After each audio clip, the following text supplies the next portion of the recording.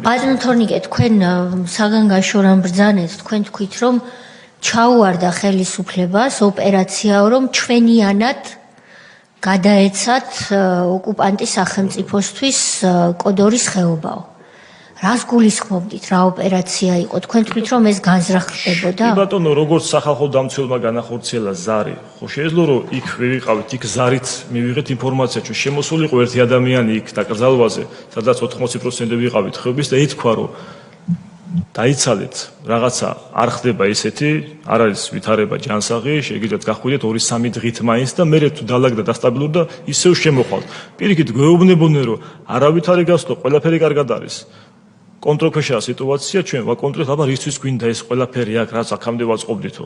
აი დედუქებთან რო ვახსენეთ, ზეღან ის სიმაღლის დაკავება, იმ ხელა იარაღის ატანამანდ მარუხში მოაწყეს ასაფრენის ზოლი. ამით გვაჯერებდნენ ჩვენ, რომ არის ყველაფერი კარგად, რომ აი ნელ-ნელა ჩვენ ვიბრუნებთ აფხაზეთს. მიზანი რა უნდა ყოფილიყო თქვენი აზრით, რომ განაიარაღე მოსახლეობა, რომელიც ერთგულებდა სამშობლოს და იცავდა ტერიტორიას? ჩაბარება, ბოლოს რაც მოხდა, ძალიან მაგრამ ხალხიანად ჩაბარება რა უნდა ყოფილიყო ეს, რა პროექტი უნდა ყოფილიყო? როგორც გორში გააკეთეს, გორს არ ბომბავდნენ, მანამ სანამ კორპუსებში არ ჩააყენეს გრადი და იქიდან არ ესროლეს. წერტილი მისცეს სასესხე წერტილი და მაშინ დაარტყეს კორპუსებს. გორშიც სხერყლი უნდა ყოფილიყო დიდი. სხერყლი.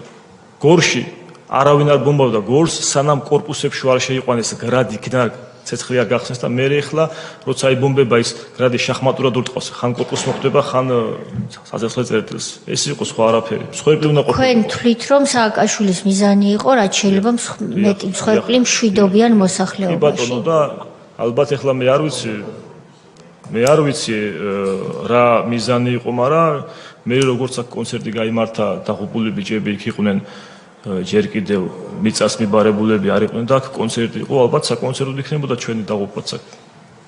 ერთ-ერთი მიზეზი იქნებოდა ესეც. ასევე იყო ექვშიც გათვალისწინებული არის ეს სხერყლი ოპერაცია რომ ტარდებაო, ჩვენ ქრუაშვილმა გითხრა ეს, მამედა ჩემი რომ მოკლა 3 წყვით. ჯერ არის შეიძლება ადამიანი დაიღუპოს რაღაცა და კი ბატონო, მაგრამ საზარბაზნე ხორცად რო გახდი და ესური ტექნიკაზე სასრულ ტყვიას რო ესური, ტექნიკაზე სასრულ. ეს არის დეშეკა, საშინელი იარაღი არის. 3 ტყვია გაარტყეს, ალბათ ხალხს ერთი ტყვია ვერ ყოფნიდა და 3 ტყვია გაარტყეს და იმ მამედა ჩემის შვილი გენორ გუგუსიანი 16 წლიდან იბრძოდა აფხაზეთში, 16 წლიდან და დაკარგა ფეხი აფხაზეთში.